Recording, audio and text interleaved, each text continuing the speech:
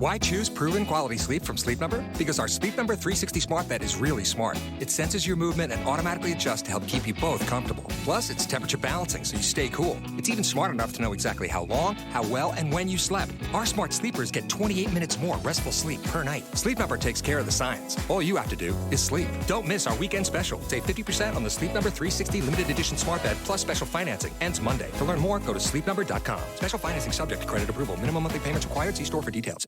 Hey, it's Jami. If you've listened to more recent episodes of Murderish, you've probably heard me talk about my new podcast, Dirty Money Moves, Women in White Collar Crime. We just dropped the last episode of season 1, for now at least. That's the bad news. The good news is that now there are 13 episodes available for you to binge right now. And you're going to want to do just that. Because in season 1 of Dirty Money Moves, I take you on a deep dive journey to find out exactly who Mary Carole McDonnell is and how she managed to get her hands on about $50 million before she disappeared. You see, I met Mary Carole in 2018 when she brought pies to my colleagues and me at a bank we worked for. At the time, we were under the impression that Mary Carole was an extremely wealthy heiress and successful CEO of a TV production company in Los Angeles. And she looked the part. What we didn't know was that at the time we met her, Mary Carole was about to pull off her biggest scam yet, and the bank we worked for was her target. Not long after she brought us pies, Mary Carole conned the bank out of nearly $15 million and then vanished, leaving bank employees to pick up the pieces and discover that everything she told us was a lie. Mary Carole wasn't wealthy. Her production company was just a house of cards that was imploding, and she was not an heiress. Before the FBI could even begin their investigation into the bank swindle, the phony heiress's right-hand man, a high-profile entertainment attorney with a colorful past, dropped dead under bizarre circumstances. And as I started to dig into this story, it got more and more bizarre as we got further into our investigation. In season 1 of Dirty Money Moves, you'll hear about everything we uncovered during our investigation of Mary Carole McDonnell, all of her shady associates, and how she managed to become a prolific con artist who swindled people and businesses out of $50 million through elaborate scams. This story took us down paths we never could have expected, like the traumatic event in Mary Carole's past that may have shaped her into the cunning and manipulative person she became, or the fact that someone involved in this story had ties to the infamous Michael Jackson scandal. It's truly been a wild ride, and the story continues to evolve even as of the current date. Now that we've dropped all 13 episodes of season 1, search for and subscribe to Dirty Money Moves in your favorite podcast app. You won't be disappointed. Follow us on Instagram, TikTok, and Twitter at Dirty Money Moves to be the first to know when there are updates on this crazy story. To give you an idea of what you're in for, I'm going to play episode 1 of Dirty Money Moves for you right now. After listening, don't forget to search for and subscribe to Dirty Money Moves, Women in White Collar Crime, wherever you're listening right now. There are 13 episodes waiting for you to binge. Enjoy. This podcast discusses cases in which a crime may have occurred. It's important to advise that all parties mentioned or generally referred to in this podcast are presumed innocent until proven guilty by law. Opinions and viewpoints expressed on this podcast don't necessarily reflect those of the podcast host, Murderish, or Cloud 10.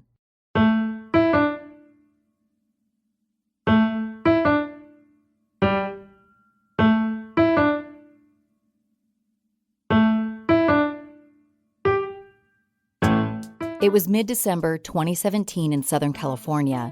The sun was out, of course, and even though it was almost winter, the temperature was in the mid-70s. A high-powered meeting was taking place at a lawyer's office in Century City, one of the swankiest of all the well-to-do West Los Angeles city districts. Century City has a rich history tied to the entertainment business.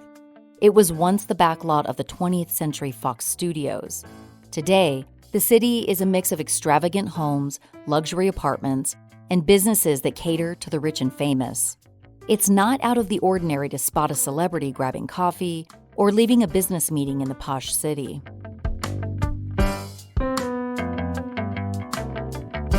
On this day in 2017, in the high-rise office of her high-profile entertainment lawyer, fittingly located on Avenue of the Stars, the heiress to the fortune of aerospace giant McDonnell Douglas, which was acquired by Boeing in 1997, sat before representatives from a prominent Southern California business bank. The wealthy heiress was looking to secure a multi-million-dollar loan. Her lawyer, who happened to be a client of the bank, had referred her there and used his connections within the bank to make the meeting happen. The heiress was set to receive her share of the McDonnell family fortune within the next year or so, a sizable disbursement of $80 million. As collateral for the loan, she was willing to grant the bank a security interest in the family trust investment account, which had a balance of over $28 million, as verified by notarized account documents.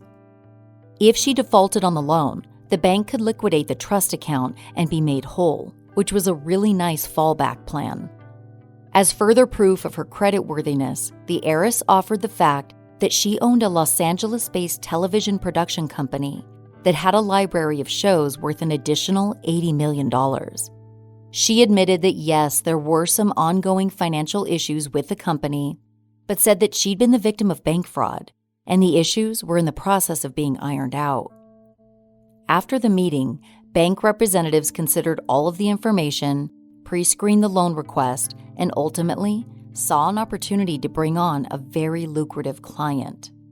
The heiress was poised to bring millions of dollars in deposits to the bank, something they needed in order to increase profits. Banks rely heavily on deposits to make loans to people and businesses, and loans are very profitable for banks. Ultimately, the bank approved the $15 million loan for the 66-year-old heiress, with much of the paperwork and communication funneled through her experienced lawyer. But the bank would never see the deposits they so desperately wanted. Several weeks later, after receiving formal credit approval, the heiress drew down nearly all of the $15 million loan, failed to make the first scheduled loan payment, and her high-profile lawyer, the one who had referred her to the bank, would wind up dead under bizarre circumstances, and the bank soon discovered there was no McDonnell family trust account. There was no $28 million security blanket. It was all a lie, and the bank had no fallback plan for repayment of the multi-million-dollar loan. They'd never see a penny of the loan repaid, and in fact, they'd never see the heiress again. She took the money and disappeared without ever looking back. Oh, and the heiress bit? That was a lie too. The woman was Mary Carole McDonnell, a television executive who at some point in her career made a hard left into financial misconduct. And this was hardly her first foray into the world of hustling. But how did Mary Carole get to this point, when she seemingly had a successful production company and respect in the industry? How was she able to deceive so many people? How the hell did she apparently scam a sophisticated bank out of nearly $15 million? And her famous lawyer, what role, if any, did he play in the alleged con? Was his sudden and unexpected death just a coincidence, or did he know too much? And where is Mary Carole McDonnell today, and the millions of dollars she got her hands on?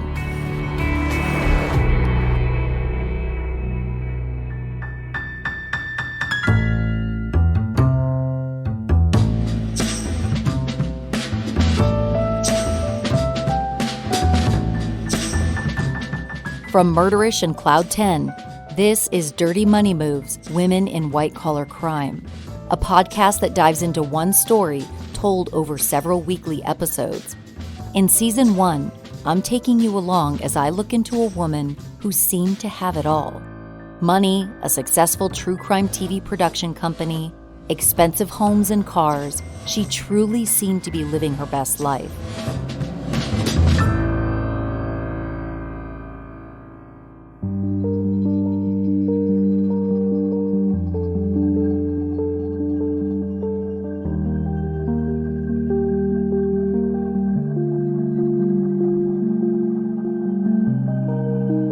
At the time I became aware of Mary Carole McDonnell, I was about 18 years into my career, which had mostly been spent doing commercial real estate financing for business owners. It was 2017, and I was working at Bank of California, that's bank spelled with a C, a commercial bank with several offices in Southern California. I worked on the 20-something floor of a high-rise building in the bank's downtown Los Angeles office. I was part of a really tight-knit lending team who'd all essentially come over to Bank of California as a package deal. My team and I often joked that if shit hit the fan at this bank, we'd all leave the same way we came in, as a team. My team and I would have lunch and grab afternoon coffee together often, and we were all friends outside of work, still are today. So when shit actually did hit the fan at work in 2018, it rocked our tight-knit team. And the drama that unfolded was not at all what any of us would have ever expected.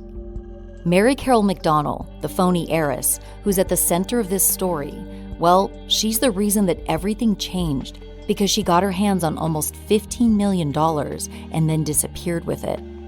And the reason it had such a profound effect on my commercial lending group specifically was because 3 people from our team were responsible for bringing Mary Carole into the bank as a client.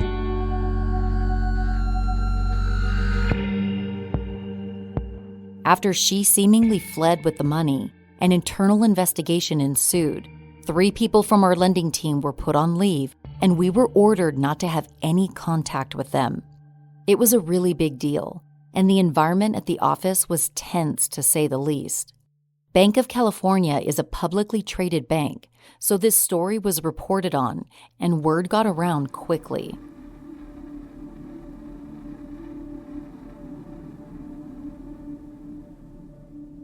The FBI were eventually called in, which of course elevated the situation, and ultimately, our tight-knit team was dismantled. I left the bank shortly after everything blew up, and I never looked back. That marked the end of my corporate career, fortunately by my own choice. This phony heiress, Mary Carole McDonnell, had a significant impact on my life, and as strange as it may sound, her alleged multi-million-dollar scam actually changed my life for the better. Unfortunately, I know this isn't the case for many other people who were impacted by her actions. Some people have suffered significant financial losses, and other people lost their jobs and had to endure the stress of being questioned by the FBI as to whether they were in on her scam.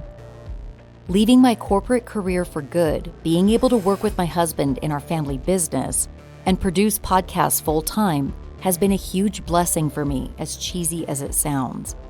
When the pandemic hit, I was able to help my young daughter with remote schooling every day. I'm not sure how my husband and I would have navigated through that had I still been working at the bank and commuting. Mary Carole, whether she knows it or not, altered the trajectory of my life over the last 4 years, and I haven't been able to shake this story since it all went down. I've wondered, where is Mary Carole? What did she do with the money? And mostly, why hasn't she been apprehended yet? Recently, I decided to dig into this story and document my findings on season 1 of this podcast. So, here we are. I'll attempt to unravel this crazy story and hopefully satisfy my own curiosity. And of course, I invite you guys to come along with me. I think a good place to start is to find out just who Mary Carole McDonnell is. And if she isn't an heiress, who the hell is she? This is episode 1, The Heiress.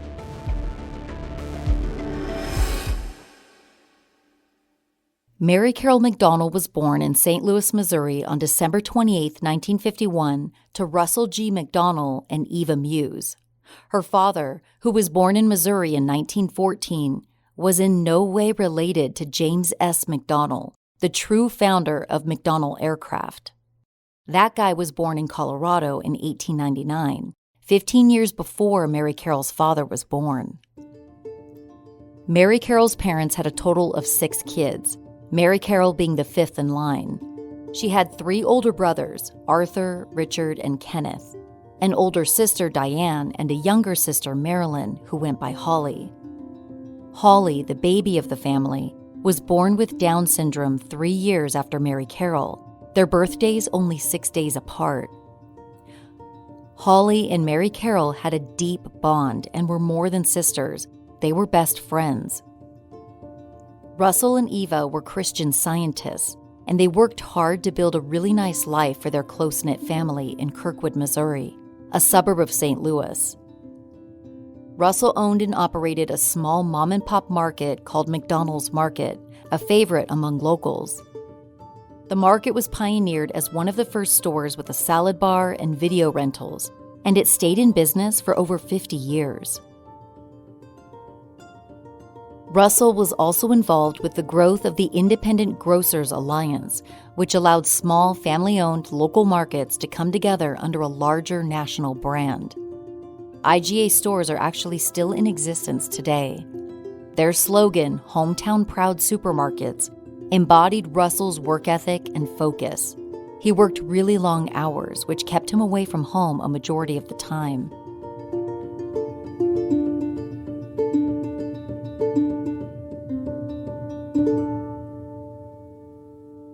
As a child, Mary Carole was active in the Girl Scouts and belonged to Brownie Troop 1371 out of Kaiser Elementary School. Her mother hosted a lot of troop gatherings at the family home on Dougherty Ferry Road, including hikes and treasure hunts. Mary Carole also played the piano and liked to sing, carrying that passion into high school, where she sang in the chorus at Principia School in St. Louis. She was active in the Pep Club, French Club, Student Council, and Chapel Committee. And Mary Carole wasn't the only one in the family who loved music. Most of the McDonnell household sang or played an instrument of some kind, and music was hugely important to their family legacy. So much so that if it weren't for the fact that Russell had spent some time in his 20s teaching the accordion, he and Eva might have never met.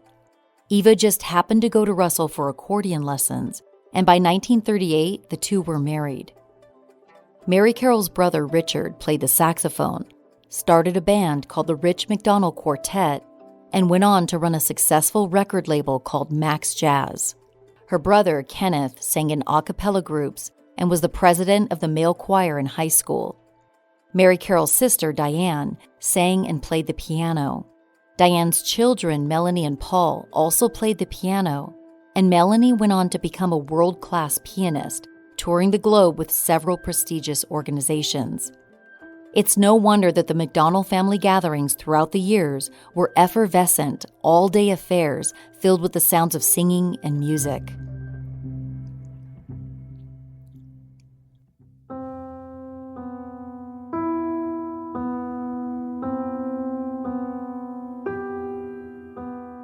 In 1966, when Mary Carole was only 14 years old, an unthinkable tragedy struck the McDonnell family.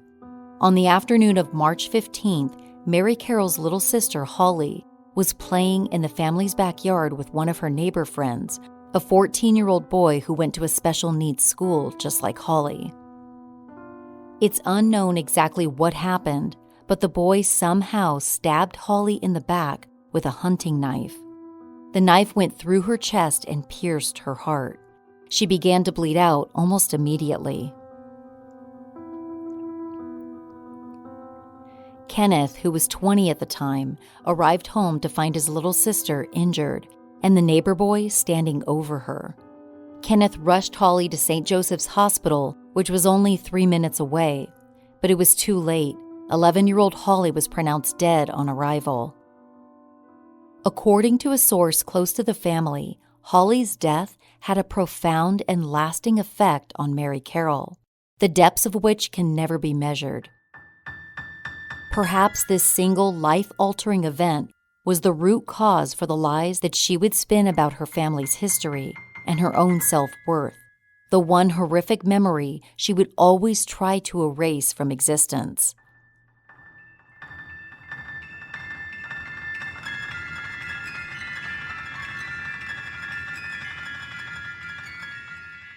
Though it's not known exactly when Mary Carole first started telling people that she was related to the famous McDonnell family, it could very well have started shortly after she lost her sister and best friend.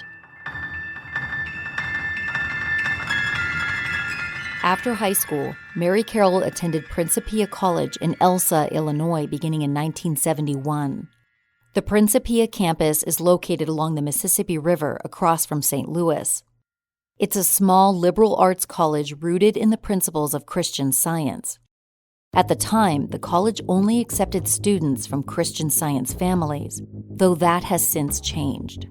All but one of Mary Carole's siblings also went to Principia, making it somewhat of a family tradition. Diane graduated in 1965, became a teacher, and eventually one of the first people in Missouri to homeschool their children. Richard was active with the Principia radio station for 2 years, then went on to the University of Missouri, where he received an MBA. He worked in investment banking for decades prior to starting his record label. Kenneth is the only sibling who didn't attend Principia. He's been a funeral director in Missouri since at least 1988. Arthur graduated in 1964, took over the family grocery store in 1982, and eventually he became the mayor of Kirkwood in 2008. It's interesting to note that the circumstances surrounding Arthur's bid for mayor involve one of the most gruesome homicides in Missouri history, let alone for the small town of Kirkwood.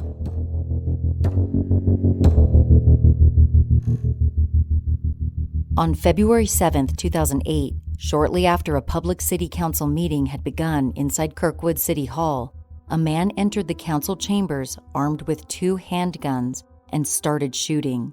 Before entering the council chambers, the gunman had already killed a Kirkwood police officer across the street and taken the officer's gun.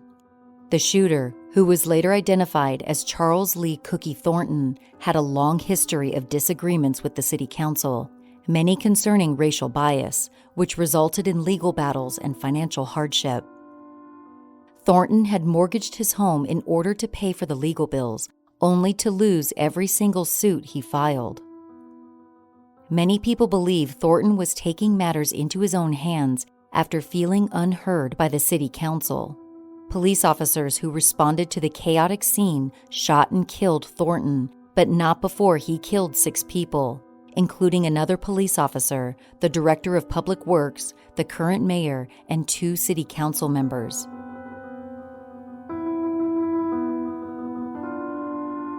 Mary Carole's brother Arthur, who was a council member at the time, avoided injury by hiding under a desk as the shots rang out. One of the council members who was killed happened to be the only person running against Arthur for mayor.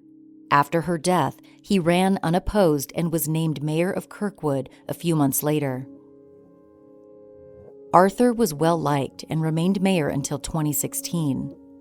Shortly after his time in office ended, Arthur was named Grand Marshal of the 2016 Green Tree Parade by the Kirkwood Green Tree Festival Committee. Mary Carole's parents and siblings enjoyed success in various ways, and maybe that was a motivator for her to achieve the same under any circumstances.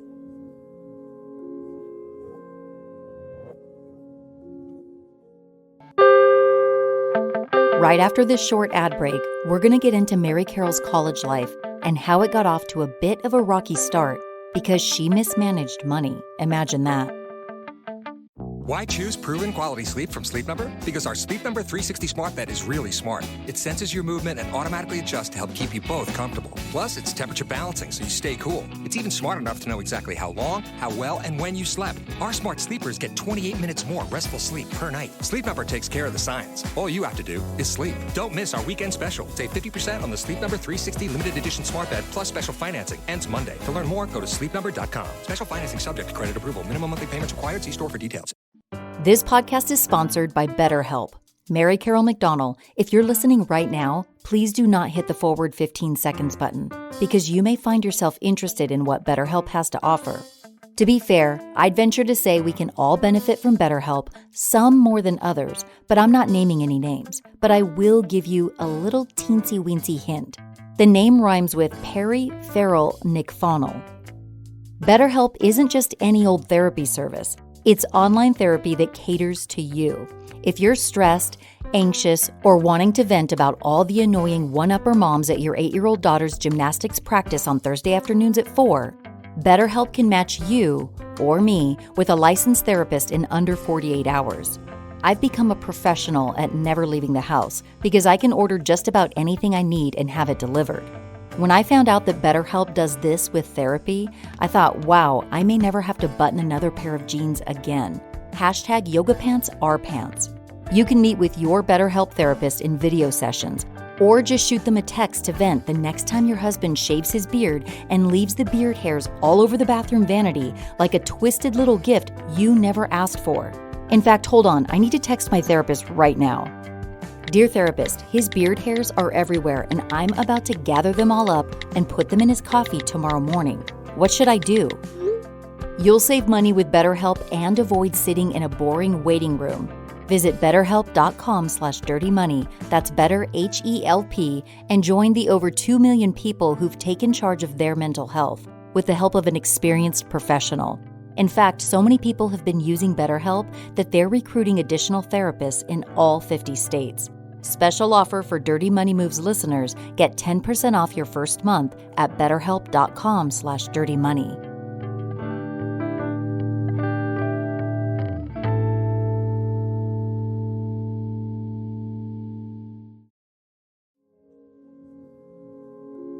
According to a source who knew Mary Carole before she started her first semester at the Principia campus, Mary Carole's father had given her some money to cover tuition, room and board, books, and other supplies. But Mary Carole spent all of it before school began on nothing in particular. Out of money and with classes quickly approaching, Mary Carole knew exactly what she needed to do. She put on a show of tears, told her father she'd run out of money, and apologized profusely. Russell was no match for his daughter's tears.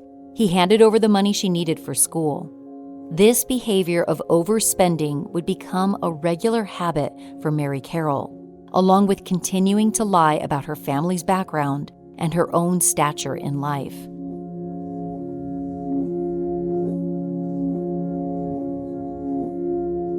During her 4 years at Principia, Mary Carole was active on campus just like she'd been in high school. She helped out in the admissions office and sang in a choir group called the Madrigals. She dated a fellow student for most of her college career, a young man from Dallas, Texas, named Shapley Mather.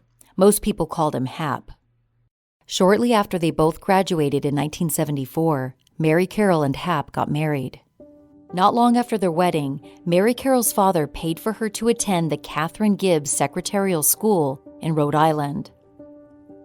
He wanted her to learn a skill that would allow her to make money and stay consistently employed. The school was considered to be the best of its kind.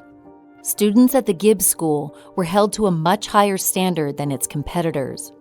The school taught discipline and how to deliver quality work that was unmatched. With mottos like stand above the crowd and excellence in all you do, a Gibbs girl was the gold standard in the industry. Because of its reputation, the school received countless requests for graduates to interview for positions at various high-powered companies. But the interviews were for graduates only. Mary Carole happened to see a request from a TV station executive needing a secretary while she was still a student. Although it was against the rules, she went to the interview anyway. And she made quite the impression. Blake Byrne, the station manager for WJAR-TV in Providence, had been working successfully in television for over a decade. He saw something special in Mary Carole during the interview, so he agreed to hire her once she graduated from the Gibbs program. True to his word, Blake took Mary Carole under his wing after she graduated and became her mentor in the business for many years.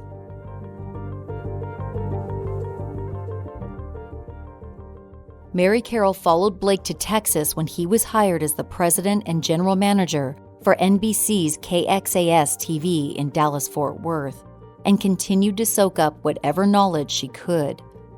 Blake went on to have a successful career spanning 35 years.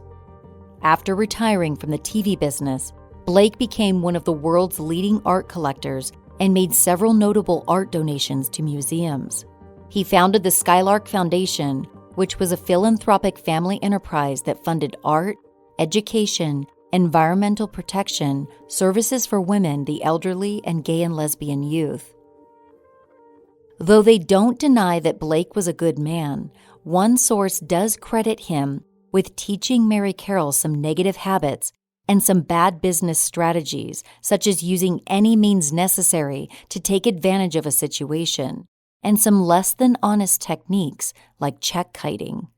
Check kiting is a form of bank fraud where a check is deliberately issued from an account that doesn't have sufficient funds and then deposited into a second account at another institution. The deposited money is then withdrawn before the check clears the first account, and either deposited back into the original account to cover the check or taken as cash. A sophisticated check kiting scheme could result in million-dollar gains as long as the people involved know how to stay one step ahead of the funds clearing the various accounts. Regardless of where or how she may have learned these techniques, that kind of activity could explain much of Mary Carole's own business practices in the future, as well as behaviors in her personal life.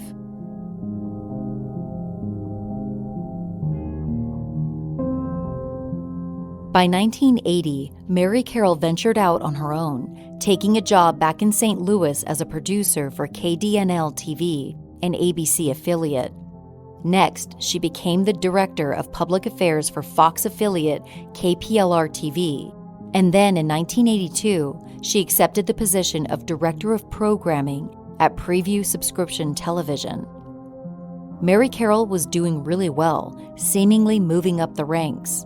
One source believes that though she was gaining some respect in the TV world, the constant moving around was less about getting promotions and more about Mary Carole having to leave each location before any of her alleged shenanigans caught up with her, referring to her lies and possible financial issues. Though she appeared to be doing well professionally, Mary Carole's personal life was not on a similar trajectory. On September 15, 1983, after 9 years of marriage, Hap and Mary Carole divorced. Hap stayed in St. Louis and eventually became the president of a company called Computer Consultants and Service Center, Inc. Mary Carole continued working for Preview Subscription Television. Russell and Eva McDonnell had reportedly never trusted Mary Carole's mentor, Blake Byrne, and didn't approve of the lifestyle associated with the TV business. The exact reason for her departure is unclear, but Mary Carole did step away from TV in 1984. At that time, her father bought a dress shop in St. Louis for her to own and operate. It seems to be a running theme in Mary Carole's life. Her father came to her rescue financially more than once and invested a great deal of money in order to secure a solid career for his daughter. The dress shop he bought for her was in the Clayton Road Strip Mall, a popular area of shops considered to be fashionable and stylish. The dress shop was called the Fitting Room, and it specialized in custom dressmaking and alterations. But after only a year, Mary Carole's financial antics caught up with her. According to a source, Mary Carole allegedly committed upwards of $100,000 in credit card fraud, and the fitting room was soon closed. The source said that several years later, the alleged fraud still had the FBI asking questions about the incident. In 1985, apparently off the hook for any alleged crime, Mary Carole threw herself back into the world of television and moved to Colorado, where she had been hired as program director for Denver's CBS affiliate, KMGH TV. A source said that Mary Carole had to return to St. Louis sometime later to appear in court regarding the alleged credit card fraud. According to the source, Russell McDonnell may have paid any fines or fees associated with the incident, so Mary Carole could return to Colorado and move on with her life. After starting to make some decent money as the program director in Denver, Mary Carole got an expensive downtown condo and a Porsche. She was seemingly trying to push herself further and further away from the realities of her small-town life, spending lavishly and taking an air of superiority to those around her. Mary Carole's lie about being related to the McDonnell Douglas family must have played right into her evolving image because no one had any reason to doubt her. She had expensive things, the attitude, and the last name to back up her story. Around this time, she started dating Thomas Carroll, who went by Tom. Oddly, this would have made Mary Carole's legal name at that time Mary Carole Carroll. Tom had actually attended Principia College at the same time as Mary Carole and her first husband, Hap, but he graduated a year after them in 1975. Mary Carole and Tom were married on November 9th of 1986. 2 years later, on October 9th, 1988, Mary Carole gave birth to twin sons, Mackenzie and Sean. According to a source close to the family, the boys were essentially raised by a nanny for the first 10 years of their lives because Mary Carole's attention was focused elsewhere. The source went on to say that the primary reason the twins had a solid foundation growing up was because of the time they spent with the nanny and with their father. The nanny seemingly played a critical motherly role in the boys' lives.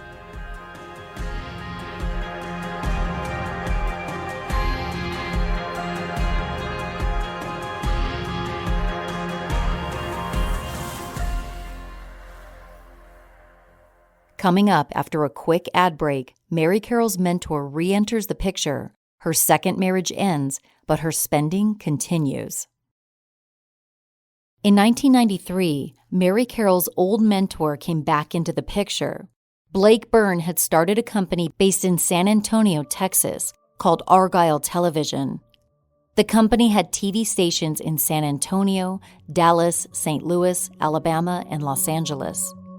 Mary Carole was offered a position as program director in the LA offices, and it was a financial opportunity that her family could not pass up.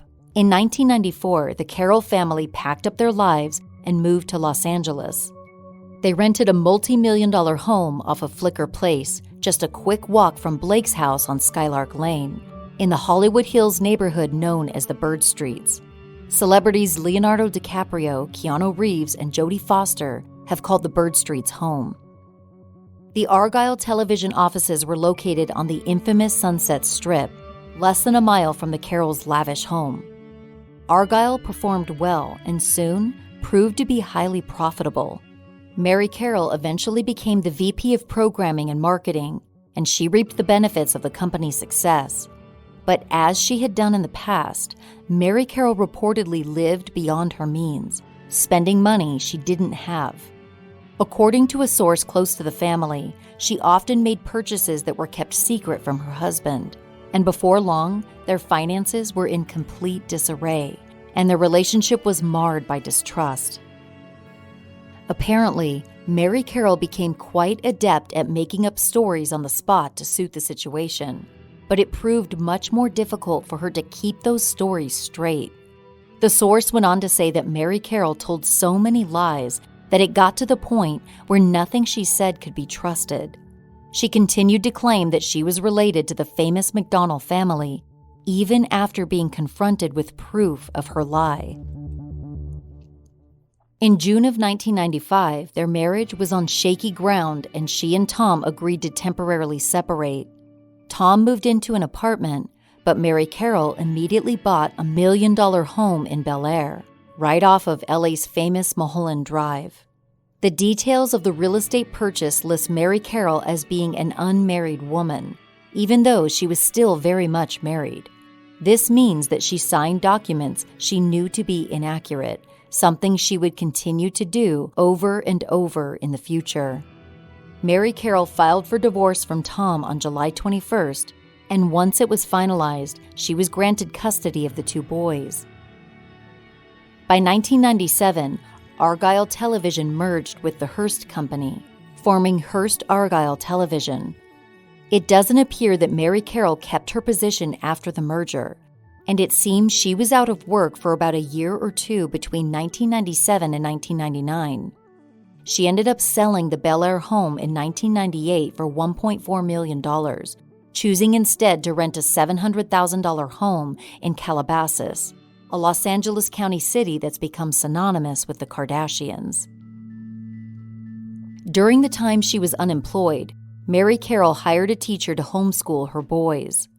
According to a source who knew the teacher, she was supposedly made to sign an NDA regarding anything that happened inside of Mary Carole's home. The NDA might have been required due to the often confidential nature of the TV business, or it could have been a tool to hide Mary Carole's alleged fraudulent activities. The true reason for the NDA is unclear, but it is interesting to note that Mary Carole was involved with the startup of 2 businesses during the time she was unemployed.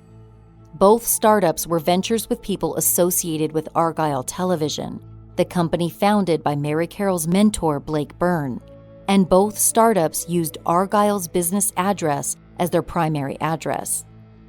Records show that the first company was called Triumph Communications, a media production, consulting, and technology marketing company. The managing members were Mary Carole McDonnell and Karen Horsemanoff. The second business was called the Watney Report, a publishing company. Managing members for that company were Mary Carole McDonnell, Karen Horsemanoff, and Blake Byrne. It's believed by some people that Mary Carole continued to land jobs in part because of the weight of Blake's recommendations. He had a tremendous reputation, and his opinions mattered to people in the industry. In any case, it seems that Blake did stay involved with Mary Carole's career in one form or another.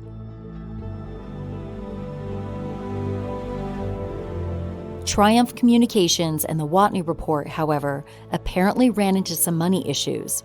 Both companies are currently listed as suspended by the Franchise Tax Board. In 1999, Mary Carole re-entered the world of TV executives and took a position at Raycom Media as Executive VP of Programming. She oversaw all programming, including acquisitions, scheduling, and budgeting for the company. Raycom, an employee-owned company with billions of dollars in revenue, was headquartered in Montgomery, Alabama. Mary Carole picked up and moved again, taking the children with her. She bought a home on Long Needle Drive in Montgomery for approximately $520,000. The house overlooked a lake and a golf course and had a large main staircase complete with zebra print carpet. 2 years later, in June of 2001, she and the kids moved back to the Los Angeles area, where she bought a $650,000 home in Toluca Lake. Toluca Lake is another area of Los Angeles that glamorous old Hollywood stars like Bing Crosby and Frank Sinatra called home, and where more recent stars like Viola Davis and Melissa McCarthy have lived. Only a month after buying the Toluca Lake home, Mary Carole took out a home equity line of credit in the amount of $196,000, increasing the total mortgage on the house to $846,000. She also still owned the home in Alabama, with a mortgage of just over $520,000. A year later, in July of 2002, Mary Carole bought yet another house, this time on Sugarloaf Drive in La Cañada, a neighborhood north of Burbank in the foothills of the Verdugo Mountains. I've worked in La Cañada previously, and it's extremely posh in certain areas. Some of the city's private middle and high schools come with a tuition price tag that would make most people's jaw drop. La Cañada has been home to Vince Vaughn, Kevin Costner, and Angela Bassett. You get the picture. The purchase price of Mary Carole's La Cañada home was nearly $1.6 million. Clearly, she had expensive taste, and she was racking up the debt to prove it. By 2002, Mary Carole owned 3 homes with combined mortgages of just under $3 million. In August of 2002, a year after buying it, Mary Carole sold the Toluca Lake house for roughly a $250,000 profit. But even with that profit, records show that 3 months later, another mortgage was taken out on the Sugarloaf property for $100,000. But the money didn't come from a traditional mortgage lender. It was a private party lender, which meant the money came from a friend, a family member, or possibly a business. According to documents prepared by Mary Carole, she also owned 50% of a Los Angeles condo with her nephew, Boyd McDonnell, which was purchased in 2003. The mortgages on that property totaled over $900,000, and she was responsible for half of that amount.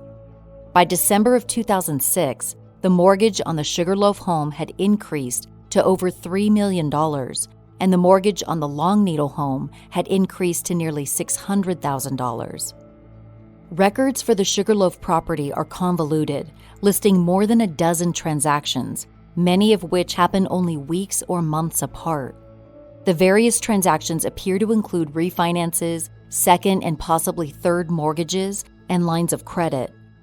Although the records don't give an indication as to why, they do show that Mary Carole was moving around a lot of money, adjusting loans, using credit, cashing out equity, and incurring more and more debt. While she was working for Raycom, Mary Carole had significant professional success. She was highly respected at the company, and her name became widely known in the industry. In 2005, she carried that success into her own TV production company called Long Needle Entertainment, which had some popular children's programming. In January of 2012, Mary Carole started Bellum Entertainment. With offices located in Burbank, California, Bellum was set to be her flagship company. Bellum became the parent company for Long Needle, as well as several other ventures. Bellum produced some well-known true crime shows such as Deep Undercover, Bizarre Murders, It Takes a Killer, Corrupt Crimes, and Crime Files: The Homefront. Bellum Entertainment's content was successful enough that Mary Carole decided to leave her position as VP of Programming with Raycom Media in 2014 to stay solely focused on Bellum's projects. And by that time, she'd won 2 Emmys as a producer and was considered a top-level industry veteran. Mary Carole's departure from Raycom made headlines throughout the TV industry. In an August 13, 2014 article from TVNewscheck.com, Raycom president and CEO Paul McTier said, "Mary Carole is a tremendous executive who will be missed at Raycom. We hope to continue to work with her on projects in the years to come, and we wish her all the best at Bellum." All the best. It's a statement full of so much hope for a bright future. I imagine that everyone expected Mary Carole's trajectory in the TV biz to continue upward and her future with Bellum to be very bright. But that would not be the case.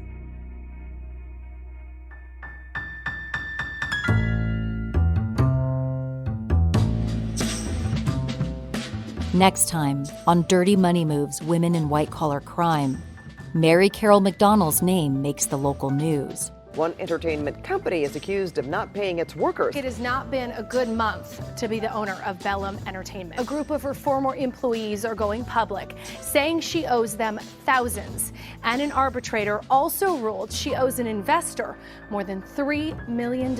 Every request for a check or where is the check was met with tomorrow, Friday, Monday, soon. This isn't the first time Bellum's owner, Mary Carole McDonnell, has been accused of not paying up. The Labor Commissioner's office in Van Nuys has received 50 wage complaints against Bellum since October of last year.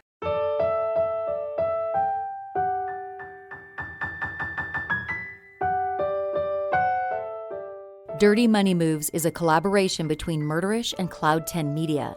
Executive producers are myself, Jami Rice, and Sim Sarna. Research and writing is done by Gina Mazzolini. Matt Provenzano does the audio mixing and editing. Courtney Blomquist produces the podcast. Josh Cook composed the music, and Brian Stefanik created the podcast cover art.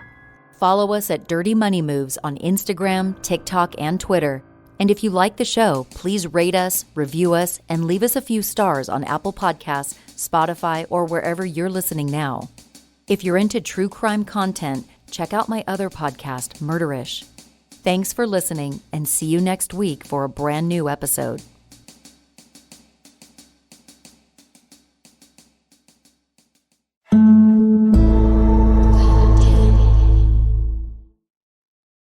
Progressive presents Don't Do It Yourself. Okay, read me the manual. Using a Phillips screwdriver, drain die Haube bis sie fit sits. What was that? Drain die Haube bis sie fit sits. This sounds like another language to me. Okay, maybe we should bundle our home and auto with Progressive. We could save big, then pay someone to do it for us. Maybe. What's next? Next, pony ostium pronus and terra. Was that one Latin? Save when bundling home and auto with Progressive and use the money to, not do it yourself. Coverage from Progressive Casualty Insurance Company affiliates and third-party insurers. Bundle discount not available in all states or situations.